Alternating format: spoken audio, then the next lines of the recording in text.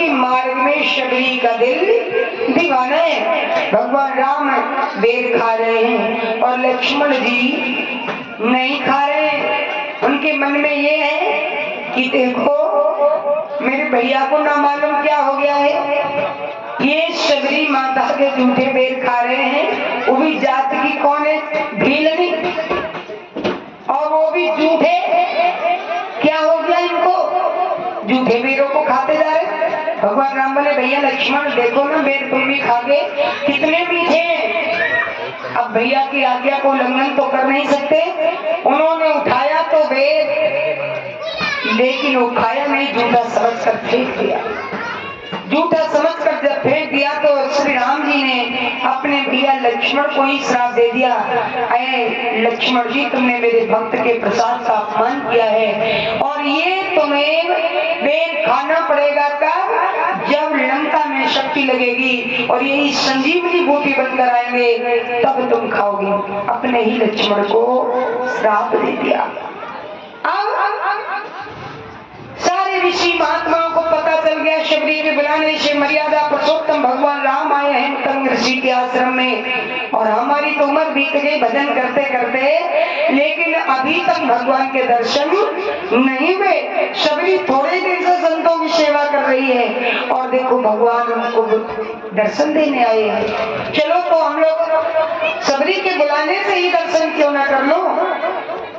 सारे ऋषि महात्मा भगवान के दर्शन किए, बड़े भाव विभोर हुए और एक आग्रह किया, प्रभु अगर आप आए हो तो ये पंपा सरोवर में कीड़े पड़ गए हैं, इस जल को आप स्वच्छ कर दीजिए। तो भगवान राम कहते हैं संत का रूप और भगवान का रूप एक होता है, आप जब चाहते तब इस जल को स्वच्छ कर सकते थे, आप अपने चरणों को डालो।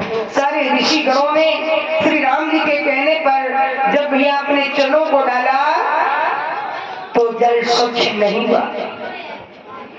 तो वो कहते हैं सारे महात्मा भगवान मेरे चरणों से जल स्वच्छ नहीं हो सका, अब आप अपने चरण डाल दो, ये जल को स्वच्छ बना दो। श्री राम जी कहते हैं नहीं मानते हुआ, चलो हम भी डाल के देखते अपने चरण। श्री राम जी ने भी अपने चरणों को डाला, लेकिन जल फिर भी स्वच्छ नहीं हुआ। किस लिए नहीं हुआ, भक्त ये कैसा होना चाहिए भगवान ये बताना चाहते हैं। सबरी तुम अपने चरणों को ढलो। सबरी बेचारी संकोच करने लगी, एक तो मैं छोटी जाति की हूँ और एक अबला जाति की हूँ। जब बड़े बड़े ऋषि गणों के चरणों से जल स्वच्छ नहीं हुआ, भगवान के चरणों से जल स्वच्छ नहीं हुआ, तो क्या मेरे चरणों से जल स्वच्छ हो सकता है। समझाने लगी। भगवान राम कहते हैं सबरी समझाने की जरूरत नहीं है, हमारा जाति पाति कुल की बड़ाई से कोई संबंध नहीं है, हमारा तो एक प्रेम का रिश्ता है और भक्ति का नाता है, तुम अपने चरण डालो। शबरी ने जैसे भगवान राम के कहने पर चरण डाले तो तैसे ही जल स्वच्छ हो गया, पवित्र हो गया।